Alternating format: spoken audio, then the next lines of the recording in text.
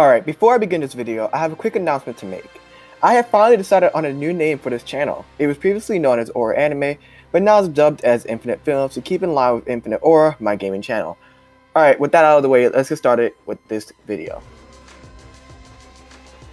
Now, in most good narratives, there tend to be a hero and a villain, simple as that. Good versus evil, who's gonna win, tends to be what makes most superhero stories so compelling because we all want to see the hero prevail and the villain fail. Simple as that.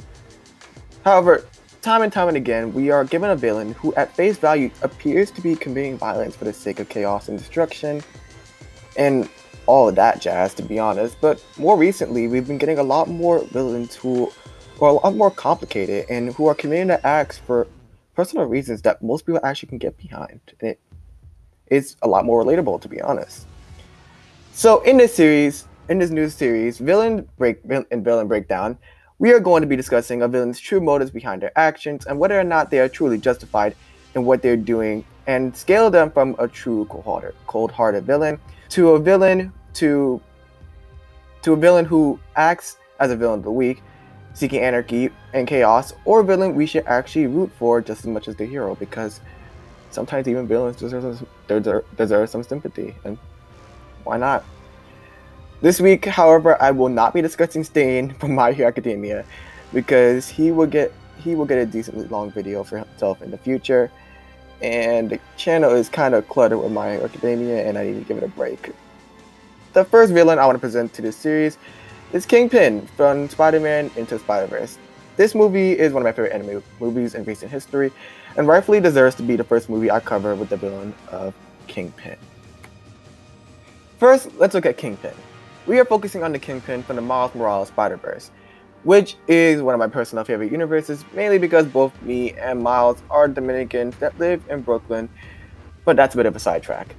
Kingpin in his universe is trying to bring back his family, which were killed by a car crash after they ran away from him when his family saw him fighting Spider-Man, which he also blamed Spider-Man for them dying.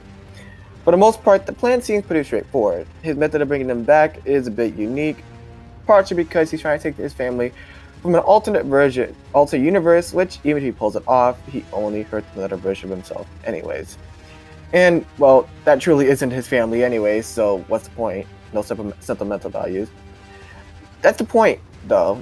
That overall demonstrates how desperate he is, and goes to show how greedy he is as well.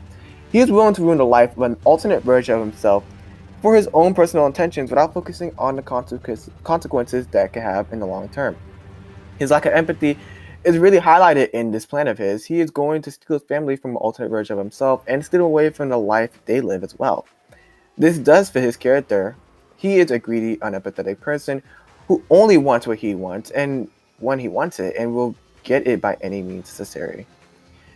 I personally can sympathize with the idea of getting back lost loved ones, and for the most part, I believe almost anyone can agree with the idea of wanting to get a family member that you lost or is far away back. His actions of doing so is morally off the deep end, however.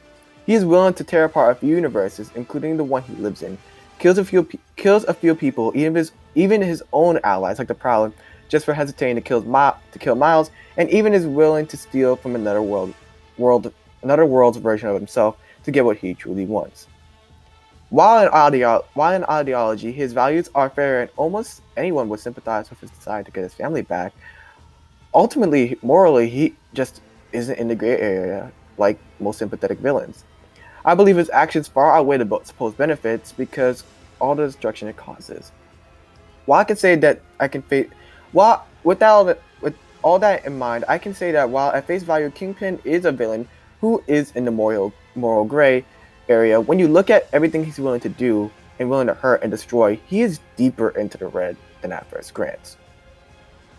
But that's just my opinion. I personally think he was a lot more of a hidden, morbid character than most people would assume of him.